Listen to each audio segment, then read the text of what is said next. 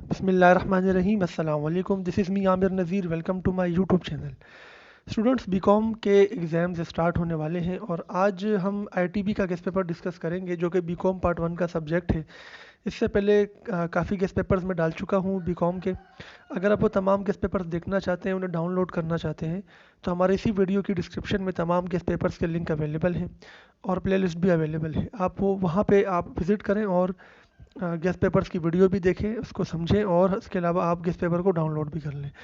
इसके अलावा हमारे चैनल पे आपको अकाउंटिंग के लेक्चर्स और स्टैटिस्टिक्स के लेक्चर्स और बिजनेस कम्युनिकेशन के लेक्चर्स भी मिल जाएंगे। तो तमाम प्लेलिस्ट्स के लिंक इसी वीडियो के डिस्क्रिप्शन में मौजूद है और आप हमारे चैनल को विज़िट करके भी ये तमाम चीज़ें फाइंड आउट कर सकते हैं और जॉब से रिलेटेड वीडियोस भी देख सकते हैं। तो चलते हैं अपने गेस्ट पेपर की तरफ। ये बीकॉम पार्ट वन का गेस्ट पेपर है आईटीबी का, इंट्रोडक्शन टू बिज़नेस का।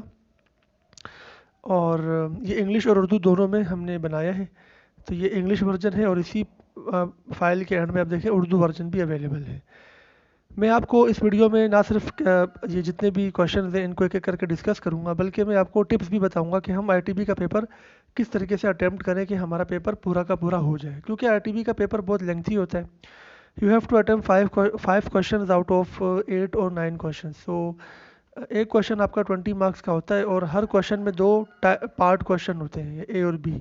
कभी कभी 3 पार्ट क्वेश्चन भी हो सकते हैं। तो अगर हम क्वेश्चंस की बात करें तो हमारा सबसे जो पहला क्वेश्चन है उसमें 3 पार्ट क्वेश्चन हैं। फर्स्ट वन जो है वो है what is economic system, which economic system is follow in Pakistan.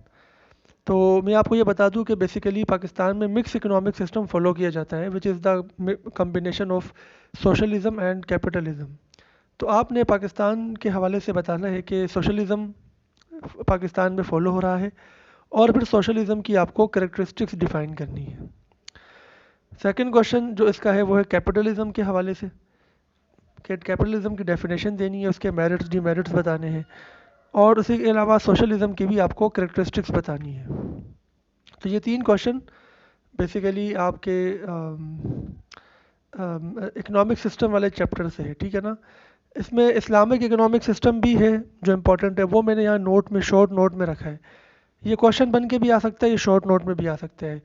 तो ये इकोनॉमिक सिस्टम्स आपको याद करने होंगे चारों, यानी capitalism, socialism, Islamic economic system और mix economic system. Second question company के चैप्टर से मैंने लिया है और इसमें 3 क्वेश्चन हैं जो इम्पोर्टेंट हैं।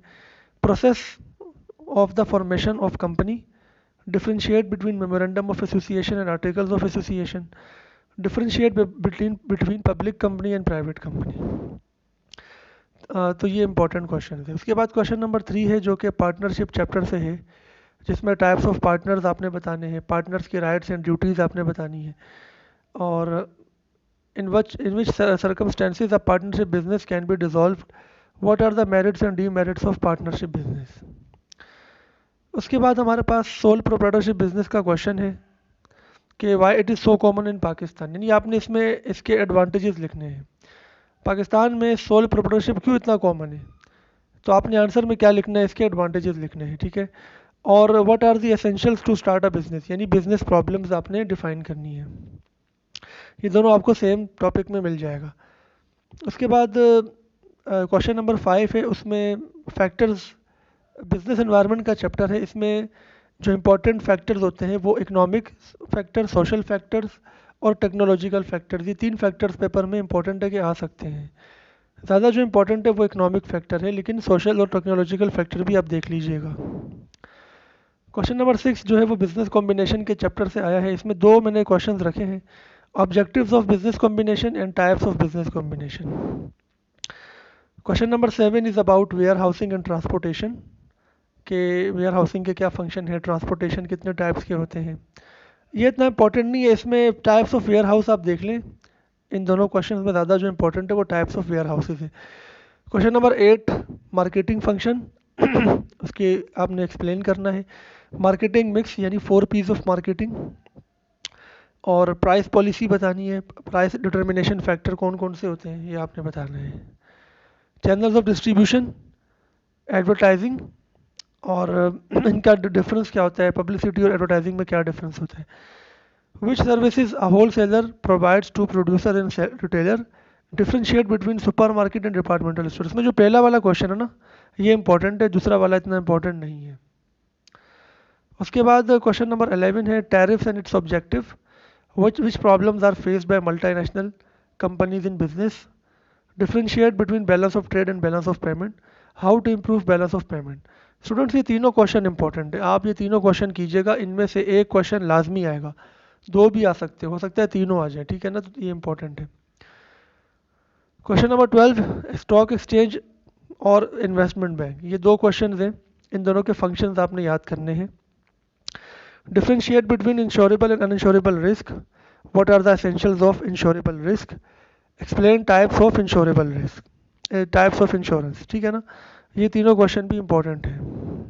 उसके बाद कुछ शॉर्ट नोट्स पेपर में आपके आते हैं, qualities of a good businessman, prospectus, partnership deed, types of partnership business, product life cycle, chain store, mail order house, Islamic economic system, types of lease, characteristics of a company. जो characteristics of a company है basically advantages of a company भी आप लिख सकते हैं इसकी जगह।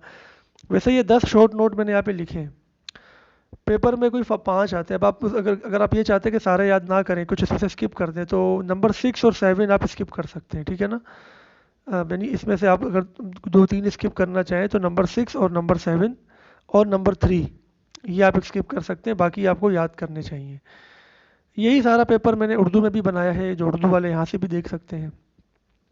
इसके अलावा हमारे चैनल पे तमाम के पेपर्स अवेलेबल हैं और होम ट्यूशन और ऑनलाइन ट्यूशन भी अवेलेबल है, बीकॉम और एडीसी दोनों क्लासेस की, ऑल सब्जेक्ट्स की। स्टूडेंट्स अब हम बात करते हैं कि पेपर को अटैम्प्ट कैसे करना है। स्टूडेंट्स आप जानते हैं कि ये चूँकि 100 मार्क्स का पेपर होता है, तो इसमें आपको 5 क्वेश्चंस करने होते हैं आउट ऑफ 8 क्वेश्चंस या 9 क्वेश्चंस। करना आपने इस तरीके से है कि एक क्वेश्चन के लिए आपने 30 मिनट्स का मार्जिन रखना है, यानी मुझे एक क्वेश्चन 30 मिनट में कर लेना चाहिए। तो इस तरीके से ये 2.5 घंटे में आपका पेपर होता है, और यानी आपने ये अज्यूम करना है कि मेरा जो पेपर है वो कितने कितने कितने आवर्स का है, वो 2.5 आवर्स का है, 3 आवर्स का नहीं है। यानी आधा घंटा आपने इसमें से कट कर देना है और 2.5 घंटे का पेपर अज्यूम करना है। उसके बाद आप क्या करेंगे, 2.5 घंटे का पेपर अज्यूम करने के बाद के एक क्वेश्चन करने के लिए आपके पास आधा घंटा होगा।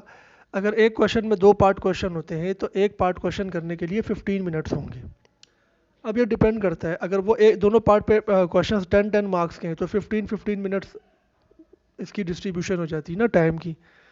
अगर एक 15 मार्क्स का पार्ट है और दूसरा 5 मार्क्स का है, तो जाहिर से बात है 15 मार्क्स वाले का वेटेज ज़्यादा होगा, उसको फिर आपने कम से कम 20 मिनट्स देने हैं, और 5 मार्क्स वाले क्वेश्चन को आपने 8 से 10 मिनट देने हैं, ठीक है। अब सवाल ये है कि सर कितनी हेडिंग्स हमने करनी होती हैं। देखिए, अगर एक क्वेश्चन आपका 10 मार्क्स का है तो आपको 5 हेडिंग्स कम से कम करनी होती हैं। सपोज एडवांटेजेस ऑफ पार्टनरशिप आ जाता है 10 मार्क्स का, तो आपको कम से कम 5 हेडिंग्स करनी है, क्योंकि एक हेडिंग के 2 नंबर होते हैं, 2 मार्क्स होते हैं, तो 10 नंबर की 5 हेडिंग के 10 नंबर हो जाएंगे।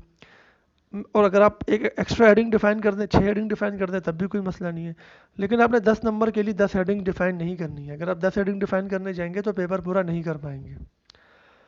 अब एक हेडिंग कितने लाइन्स की होनी चाहिए, तो कम से कम 5 से 6 लाइन की होनी चाहिए, मैक्सिमम 8 लाइन्स की हो, उससे ज़्यादा की ना हो, यानी 5 से 8 लाइन्स के बीच में एक हेडिंग डिफाइन हो जानी चाहिए।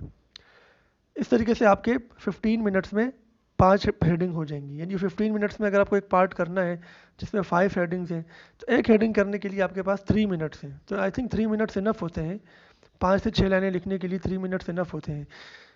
इसका फ़ायदा ये होता है कि आपका पेपर 2.5 घंटे में हो जाएगा। सपोज़ किसी पेपर में किसी क्वेश्चन में ज़्यादा टाइम लग गया, तो आपने जो आधा घंटा कट कर दिया ना, कि पेपर को 2.5 घंटे में करने का आपने जो बनाया है माइंड, जब आपने जो आधा घंटा कट कर दिया, वहाँ से वो रिकवर हो जाएगी, आपका जो टाइम है ना वो वहाँ से कवर हो जाएगा आपका। तो 2.5 घंटे के बजाय अगर 2 घंटे 40 मिनट में भी पेपर हो जाता है, 45 मिनट में भी हो जाता है, तब भी ठीक है, क्योंकि आपको जो पेपर मिलता है कभी कभी लेट भी मिलता है, आपको लाइन्स भी ड्रॉ करने में टाइम लगता है, फ्रंट पेज फिलअप करने में टाइम लगता है। तो ये बहुत बेनिफिशियल है अगर आप टाइम मैनेजमेंट जैसे मैं बता रहा हूँ वैसे करेंगे। तो ये हमारी आज की वीडियो थी, उम्मीद है आपको पसंद आई होगी। चैनल को सब्सक्राइब कर लें, बेल आइकन को प्रेस कर लें, और इस वीडियो में जो मैंने गेस्ट पेपर बताया है उसको डाउनलोड करने के लिए इसी के डिस्क्रिप्शन से डाउनलोड कर लें। तो नेक्स्ट वीडियो में आपसे मुलाकात होगी, अपना ख्याल रखिएगा, अल्लाह हाफिज़।